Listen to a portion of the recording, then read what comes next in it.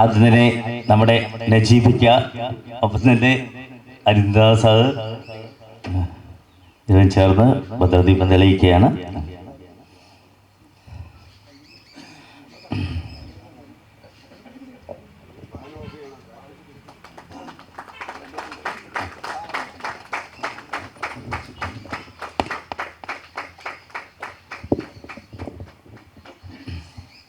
അടുത്തത് നമ്മുടെ നിർമ്മാതാവിൻ്റെ പിതാവ്, നിർമ്മാതാവും ചേർന്ന്, ഒപ്പം സംവിധായകൻ മധു.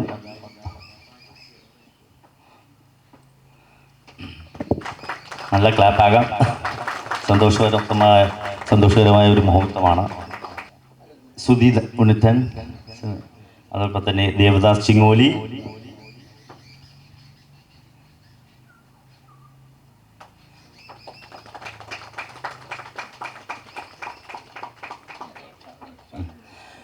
ഷാജി മവരിക്കര, വിനോദ് അർമുഖൽ,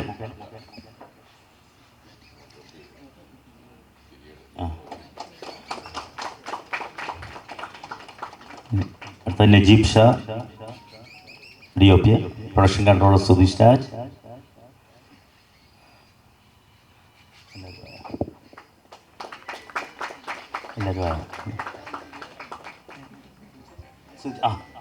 നമ്മുടെ സുധി ഉണ്ണികൃഷ്ണൻ, എല്ലാവരും ആയല്ലോ അല്ലേ. അപ്പോൾ മഹാചിത്രത്തിൻ്റെ പൂജാ ചടങ്ങുകൾ കഴിഞ്ഞിരിക്കുകയാണ് അല്ലേ. അപ്പോൾ ഈ വ്യക്തിയെ നേരിട്ട് കണ്ട് ഒന്ന് അഭിനന്ദിക്കണമെന്ന് പറയാം. അതിനും അവസരം ഒരുക്കി തന്ന സംവിധായകരോടും നിർമ്മാതാവിനും നന്ദി പറയണം. യമഹയുടെ ഈ വേദിയിൽ, പ്രത്യേകിച്ച് ഈ തറവാടിൻ്റെ സാന്നിധ്യത്തിൽ അല്ലേ. ജീവിതസ്പർശിയായ കഥ, നമ്മൾ പല കഥകളും, ഇത് അനുഭവിച്ച കഥ തന്നെ ജീവിതസ്പർശിയായ കഥ. അത് ഏവരുടെയും മനസ്സിൽ തട്ടുന്ന രീതി ബ്ലസ്സി സാർ അനശ്വരമാക്കിയപ്പോൾ ഈ ഒരു കഥാകാരൻ അവിടെ നിൽക്കുകയാണ്. നജീബിക്ക, എന്താണ് നമ്മുടെ യമഹയെക്കുറിച്ച് രണ്ട് വാക്ക് ആശംസകൾ നൽകണം നമ്മുടെ മധുജി കമൽ സംവിധാനം ചെയ്ത ശ്രീ സുബ്രഹ്മണ്യം അണിയിച്ചൊരുക്കുന്ന ചിത്രത്തിന് വേണ്ടിയിട്ട്. ഹലോ, നമസ്കാരം. ഞാനൊരു പ്രാസംഗികനൊന്നും അല്ല, എങ്കിലും ഈ യമഹ എന്ന പടത്തിൻ്റെ പൂജയ്ക്ക് വരാൻ എനിക്കൊരു അവസരം തന്ന, ഈ പത്മനാഭൻ സാറിൻ്റെ വീട്ടിൽ തന്നെ വരാനൊരു അവസരം തന്ന ഇതിൻ്റെ പാരഭവർക്ക് എല്ലാവർക്കും എൻ്റെ ഹൃദയം നിറഞ്ഞ നന്ദിയും കടപ്പാടും ഞാൻ അറിയിച്ചു കൊള്ളുന്നു. കാരണം ഞാൻ 27 വയസ്സ് വരെ ഇവിടെയൊക്കെ തന്നെ നടന്ന ആൾക്കാരാണ്. പിന്നെ അത് കഴിഞ്ഞാണ് ഗൾഫിലോട്ട് ആദ്യമായിട്ട് 29 പോകുന്നതൊക്കെ.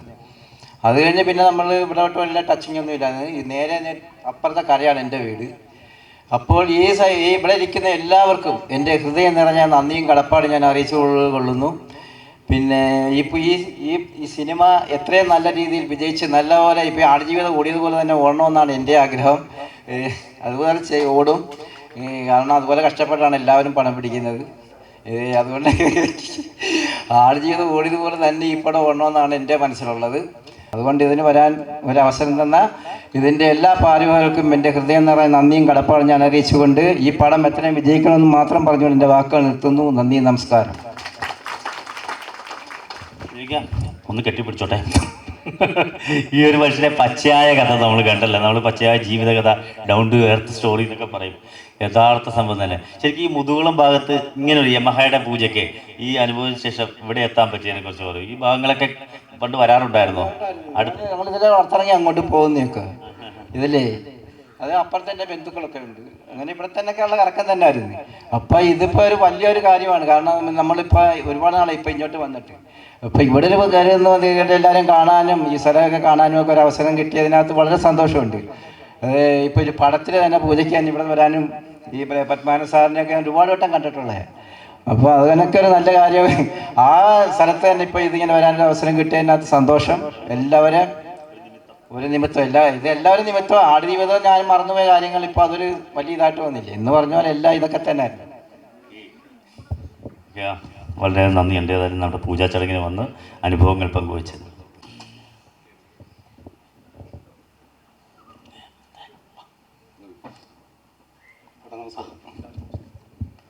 ഒരുപാട് സന്തോഷം.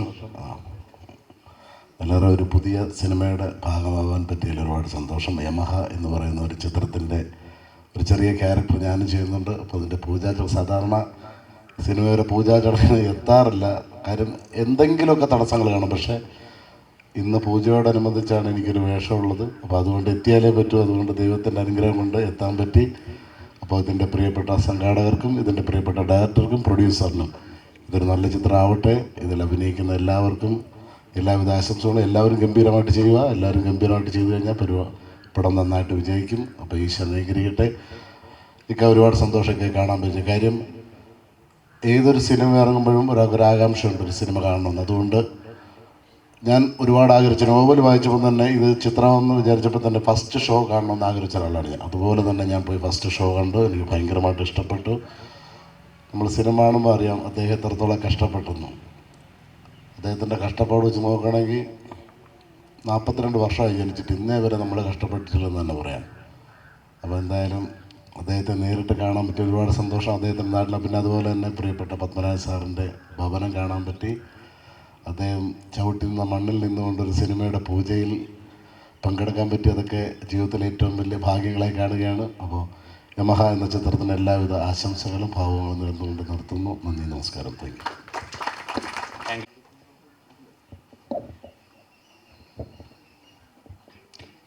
എല്ലാവർക്കും നമസ്കാരം.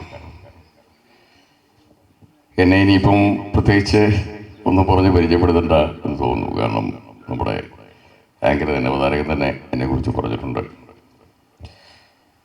എങ്കിലും ഈ മൈക്ക് ഈ മണ്ണിൽ വെച്ച് ഞാൻ ഇങ്ങനെ എൻ്റെ കയ്യിലെടുക്കുമ്പോൾ ഒരു ചെറിയ വൈബ്രേഷൻ ഫീൽ ചെയ്യാറുണ്ട്. കാരണം ഒരു വിറയലുണ്ടാവും.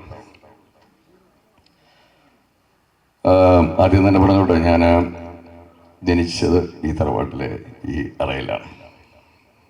എൻ്റെ അമ്മ എന്നെ പ്രസവിച്ചിട്ടത്, പിന്നെ പിച്ച വെച്ചത്, ഒരുപാട് ഓടി കളിച്ചതും ഒക്കെ ഈ മണ്ണിലാണ്. ആ മണ്ണിൽ നിന്ന് യമഹ എന്നൊരു സിനിമയുടെ പൂജ നടക്കുന്നു. അതിൽ എല്ലാം എൻ്റെ പ്രിയപ്പെട്ടവർ, ഏറ്റവും പ്രിയപ്പെട്ടവർ. സംവിധായകൻ മധു, അവനെൻ്റെ അനിയനാണ്. പ്രൊഡ്യൂസർ സുരേഷ്, പിന്നെ ബാക്കി എല്ലാവരും എൻ്റെ ഏറ്റവും അടുത്ത സുഹൃത്തുക്കളാണ്. അവർ നേരത്തെ എൻ്റെ അടുത്ത് ഇങ്ങനൊരു പൂജയുടെ കാര്യം സംസാരിച്ചു. അപ്പോൾ ഈ തറവാട്ടി വെച്ച് ഞങ്ങൾക്ക് തറവാട്ടി വെച്ച് പത്മരാജൻ സാറിൻ്റെ വീട്ടിൽ വെച്ച് ചെയ്യണം എന്നൊരാഗ്രഹമുണ്ട്. നമ്മളൊരു ഏറ്റവും വലിയ കാര്യമല്ലേ ഇത്. കാരണം മലയാള സിനിമയ്ക്കും സാഹിത്യത്തിനും അനവധി സംഭാവനകൾ നൽകിയ പി പത്മരാജൻ. അദ്ദേഹം അവിടെ ദിവസം കൊള്ളാൻ തുടങ്ങിയിട്ട് 33 വർഷം കഴിഞ്ഞിരിക്കുന്നു. ജനുവരി 23 1991 ജനുവരി 23 അമ്മാവൻ മരിച്ചത്. അറിയാമായിരിക്കും എല്ലാവർക്കും. അദ്ദേഹത്തിൻ്റെ അവസാനത്തെ സിനിമ കാണാത്തവരായിട്ട് ആരും ഉണ്ടാവില്ല എന്ന് തോന്നുന്നു. ചിലപ്പം പുതിയ തലമുറയിൽപ്പെട്ടവർ ചിലപ്പോൾ വിട്ടുപോയിട്ടുണ്ടാവാം. ഞാൻ ഗന്ധർവനാണ് അദ്ദേഹം പറഞ്ഞ് എഴുതി കാണിച്ച് അവസാനിപ്പിച്ച ചലച്ചിത്ര ഭാഷ്യം. അതിനു മുമ്പ് നേരത്തെ പറഞ്ഞ പോലെ തന്നെ ഭരതൻ പത്മരാജൻ മലയാള സിനിമയുടെ ഒരു വലിയ വരദാനം എന്നാണ് പറയാം. കേരള ലെജൻസ്, ഒരു മാറ്റവുമില്ല. കാലം എത്ര കഴിഞ്ഞാലും തലമുറകൾ എത്ര പുനർജനിച്ചാലും ന്യൂജൻ എന്ന് പറയുന്ന സിനിമകളൊക്കെ എത്തിയാൽ പോലും അവർ പോലും ആരാധിക്കുന്ന രണ്ട് ചലച്ചിത്ര പ്രവർത്തകരാണ് പത്മരാജനും ഭരതനും. പ്രയാണം എന്ന സിനിമയാണ് അവരുടെ കണ്ടുമുട്ടലും. അത് അമ്മാൻ എഴുതുന്ന സമയത്തും ഭരത് സാർ ഇവിടെ വന്നിരുന്നു, ഇവിടെ ഉണ്ടായിരുന്നു കുറേ കാലം. അങ്ങനെ പ്രയാണത്തിൽ തുടങ്ങി ഗന്ധർവ്വരിൽ 36 തിരക്കഥകൾ. അതിൽ 18 അമ്മാവൻ തന്നെ ഡയറക്റ്റ് ചെയ്തു. 18 പല സംവിധായകർ, ഭരത് സാറും മോഹൻ സാറും കെ ജോഷി സാറും പിന്നെ മോഹൻ സാറും ജോഷി സാറും അങ്ങനെ പലർക്കായി അവർ എഴുതി കൊടുത്തിരുന്നു. നേരത്തെ പറഞ്ഞിരുന്നു അദ്ദേഹത്തിൻ്റെ പേരുകൾ തന്നെ നമ്മൾ ഒന്ന് ചിന്തിച്ചാൽ പല പേരുകളും ഇദ്ദേഹം പറഞ്ഞു. അതിൽ എനിക്ക് തോന്നുന്നു ഇദ്ദേഹം പറയാൻ വിട്ടുപോയൊരു പേരുണ്ട്, നൊമ്പരത്തി പൂവ്. അങ്ങനൊരു പൂവ് നമ്മളാരും കേട്ടിട്ടില്ല. ചെമ്പരത്തി പൂവ് അറിയാം അല്ലേ, എല്ലാവർക്കും അറിയാം. റോസാപ്പൂ അറിയാം, താമരപ്പൂ അറിയാം. പക്ഷേ നൊമ്പരത്തി പൂവ് ഒരു സിനിമ നമ്മളാരും കേട്ടിട്ടില്ല. ആ സിനിമ കണ്ടവർക്കറിയാം അതിലെ ഓട്ടിസം ബാധിച്ച എബിസോഡിയ എന്ന് പറഞ്ഞ കുട്ടിയാണ് അതിൽ വേഷം ചെയ്തിരിക്കുന്നത്. ആ കുട്ടിയാണ് ആ സിനിമയുടെ നൊമ്പരത്തിപ്പൂവ്. നൊമ്പരപ്പൂവ് ആ കുട്ടിയാണ്. അവസാനം ആ കുട്ടിയെ കാണാതാവുകയാണ്. പിന്നെ പേരുകൾ തന്നെ നമുക്ക് ഓർക്കാൻ പറ്റുന്ന തോപ്പുകൾ. അധികാരത്തിൽ എഴുന്നേറ്റ് മുന്തിരി വീടുകൾ പൂത്തോത്തും മാതള നാരകം തെളുത്ത് പൂട്ടോതും പോയി നോക്കാം. അവിടെ വെച്ച് ഞാൻ നിനക്ക് നിൻ്റെ സ്നേഹം പറഞ്ഞ് ബിബ്ലിക്കൽ കോട്ടിങ്സൊക്കെ ദേശാണക്കിലേ കരയാറില്ല, കരിയിലെ കാറ്റ് പോലെ. ചെറുകഥകളിലേക്ക് നമ്മളൊന്ന് നോക്കിക്കഴിഞ്ഞാൽ എല്ലാം ഈ പേരുകൾ തന്നെ വ്യത്യസ്തമായിരുന്നു. അവരുടെ ചെറുകഥകൾ പൂക്കണ്ണടയും ആരാൻ്റമ്മയുടെ ശവവും സിഫിലിസിന് നടക്കാവും കൈവരിയുടെ തെക്കേറ്റവും ഈ തോടും ഈ പ്രകൃതിയൊക്കെ തന്നെയാണ് ആ ചെറുകഥകളിൽ നമുക്ക് കൂടുതലായിട്ട് യൂസ് ചെയ്യുന്നത്. ഒരിടത്തൊരു ഫയൽവാനും കള്ളപ്പോത്രൻ അത് തുടങ്ങുന്നത് തന്നെ ഈ ഗ്രാമത്തിലെ ലക്ഷം വീടുകളിലൊന്നിൽ പൗത്രൻ എന്നൊരു കള്ളനും അവൻ്റെ കുടുംബവും പാർത്തിരുന്നു എന്നാണ് ആ കഥ തുടങ്ങുന്നത്. അതൊക്കെ നിങ്ങളെല്ലാവരും കണ്ടിട്ടുണ്ടാവും. അപ്പോൾ അങ്ങനെ ഒരു കലാകാരൻ്റെ ചാരിത്രവാനായിട്ട് ജനിക്കാൻ സാധിച്ചു തന്നെ, ഈ മണ്ണിൽ ജനിക്കാൻ സാധിച്ചു തന്നെ എൻ്റെ ഏറ്റവും വലിയ മഹാഭാഗ്യമാണ്. കാരണം മുതോളം പത്മരാജൻ കൊണ്ട് മാത്രമല്ല സമ്പന്നമായിരിക്കും. മുതോളം എന്ന് പറയുന്ന ദേശം, മുതോളം പാർവതിയമ്മ, അപ്പർ ശങ്കരപിള്ള, അനാർക്കലി വാസുദേവൻ, ഈ മലയാള സിനിമ ശബ്ദിച്ചു തുടങ്ങി എന്നെ ഒരു മുതോളത്തുകാരൻ്റെ എൻ്റെ നാട്ടുകാരൻ്റെ പെനത്തുമ്പി ഇതാണെന്ന് പറയുമ്പോൾ എനിക്ക് അഭിമാനമാണ്. മുതോളം രാഘവപിള്ള എന്ന് പറയുന്ന അദ്ദേഹമാണ് ബാലൻ എന്ന് പറയുന്ന ആദ്യ ശബ്ദചിത്രത്തിൻ്റെ രചയിതാവ്.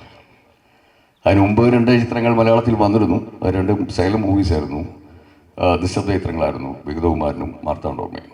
അതിനുശേഷമാണ് ബാലൻ സിനിമ ശബ്ദിച്ചു തുടങ്ങിയത്, സിനിമ ശബ്ദിച്ചു തുടങ്ങിയത്. അതും ഒരു മുതോളത്തുകാരനാണ്. അപ്പം അങ്ങനെയുള്ള ഈ മണ്ണിലേക്ക്